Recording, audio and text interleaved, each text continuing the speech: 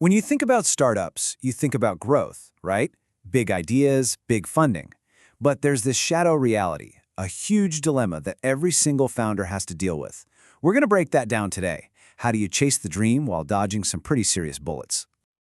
I mean, look at this. This is the moment, right? For any founder, this is what it's all about.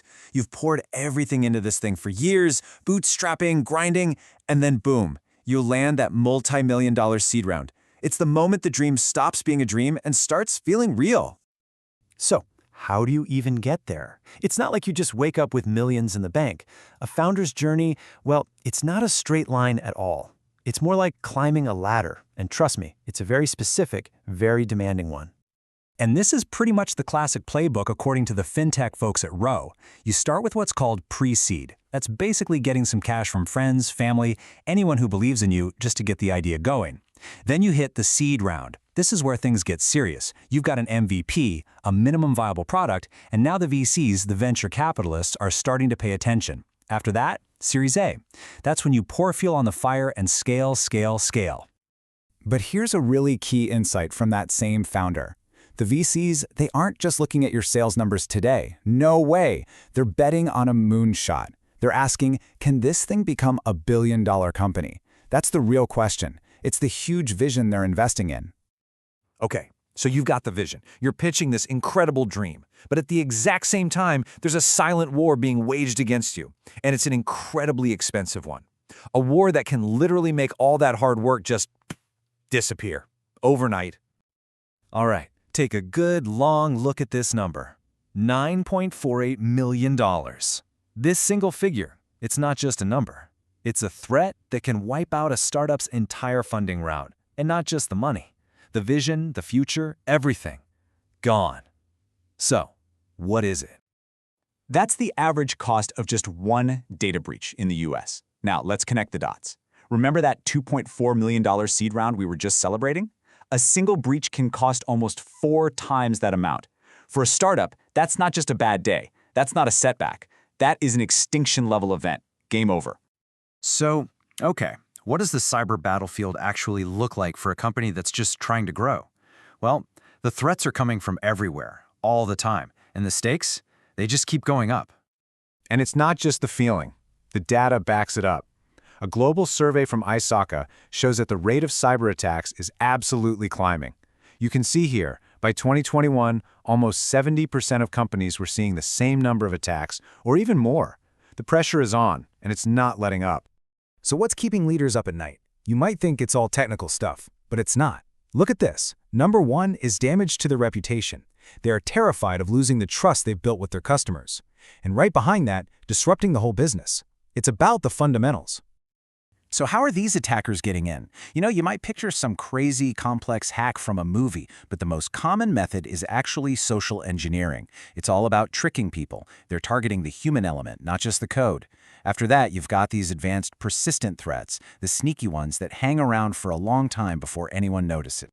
All right, so the threat from the outside is huge. We get it. But here's the twist in the story. The battle inside the company, the fight to find and hang on to the people who can actually defend you, that might be an even bigger challenge.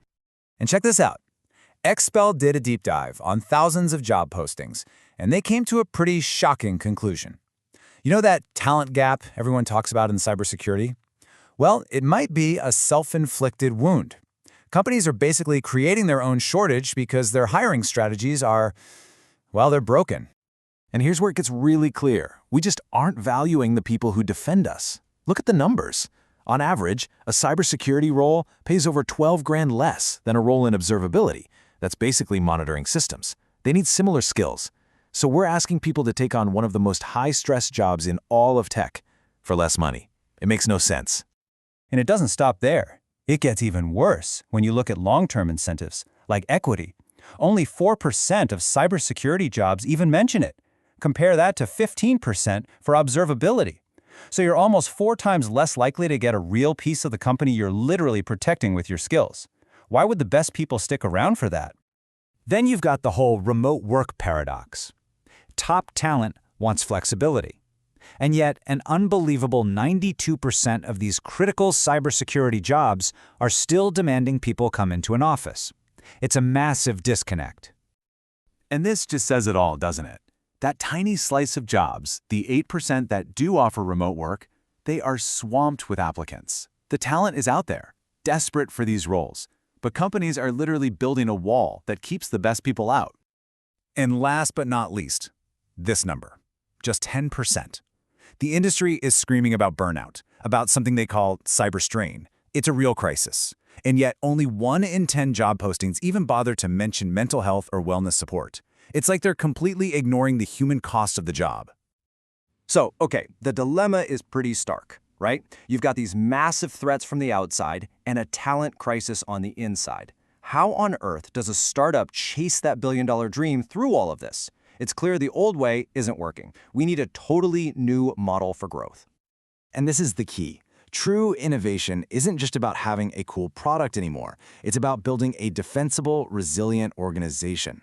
The companies that win in the future will be the ones that build their dream on a foundation that's actually prepared for reality. And you know what? Being proactive works. The data from ISACA is crystal clear. Companies that actually measure how mature their security is are more than twice as confident they can handle an attack when it comes. So this isn't about crossing your fingers and hoping for the best. It's about having a real plan. So what does the roadmap to resilient growth look like? It's about a fundamental shift in thinking. You embrace flexible work to get the best people. You offer competitive pay and equity because their work is that valuable. You actually address cyber strain with real support. You hire for what people can do, not just their degree. And you build security into your business plan from the very beginning, not as an afterthought. And that really brings us to the one question that every single founder, every leader needs to ask themselves. Is your defense as innovative as your product? Because in the world we live in now, you can't have one without the other. They are completely, totally inseparable. So, is yours?